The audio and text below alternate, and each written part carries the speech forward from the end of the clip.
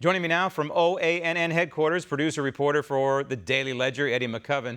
Eddie, and that's the question right now, because we know the numbers, and the numbers simply don't add up. We don't have enough agents. Even if you combined ICE and Customs and Border Protection and you had them work together, which they don't, they work independently. They work hand in glove, but they work independently. Even if we added them together and we put them all at the border, there are still too many people coming to the border to catch them all.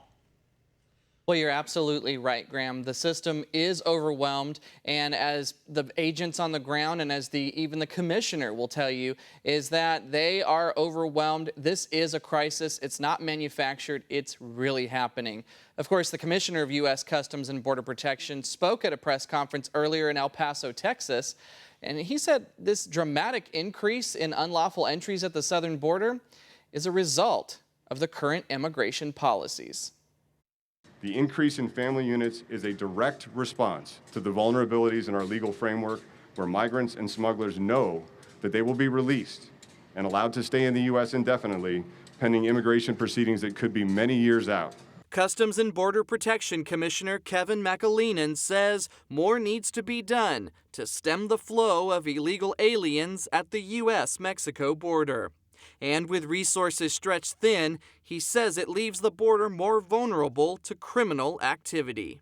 With up to 40% or more of our personnel in key sectors like El Paso working to care for, transport, provide medical and hospital watch for families and children, that means our security posture at the border is negatively impacted.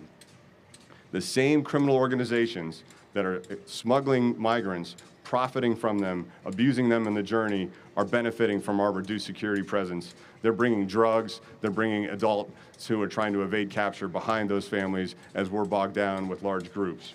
And the numbers are getting bigger and bigger each passing week. According to the Department of Homeland Security, in the first 3 weeks of March, there have already been 66,000 apprehensions and inadmissibles at the southern border, a part of an increasing trend compared to the previous 4 years. The commissioner says it's time for Congress to do something about the crisis at the border. Legislative relief, changes in the law, and closing the vulnerabilities in our legal framework is the only way that this flow is going to be reduced and we're going to be able to restore integrity to our immigration system. And Commissioner McCoven says his agency will now be taking about more than 700 agents from several field offices and move them to areas that need more assistance with taking care of these illegal aliens. It's sad and pathetic to see the commissioner out there begging for Congress to do its constitutionally mandated job. It's also scary because it's a two-edged sword. He's sounding the alarm bells, and this is his job to do that, right? To come out and say, hey, the system's being overwhelmed right now. We have laws that have huge loopholes and that thousands and tens of thousands of people are trying to take advantage of them. On the other hand, he's also informing these would-be illegals and these would-be so-called refugees that, hey, there's gaping holes and they're listening south of the border, and this may be a beacon for them to come. So it's a terrible situation, and the Congress has put these people, Customs and Border Patrol, in this situation that is completely untenable. And now we have word of another major caravan. There are, by the way, multiple caravans headed toward this border at any moment in time, but this is a major one.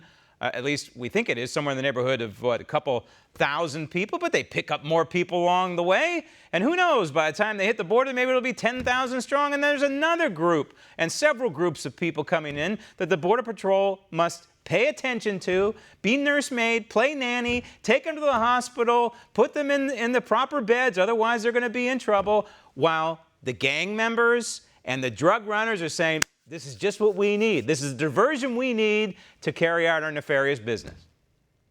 Well, you're absolutely right, Graham. Of course, this latest caravan, which is one of many, is around 2,600 people. They are approaching Mexico City at this point now, we heard, and the intent is, of course, to go all the way up to the U.S.-Mexico border. Now, whether they're going to take the route that the last biggest caravan took, which was around 7,000 people in November, they came to Tijuana, San Diego, right there, was at one of the busiest ports of entry, San Isidro, in the United States.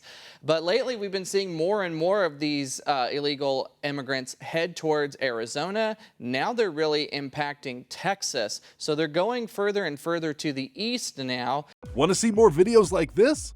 Click on the link below and subscribe to One America News on YouTube, and call your cable provider and kindly demand that One America News is added to your lineup. Call and subscribe today.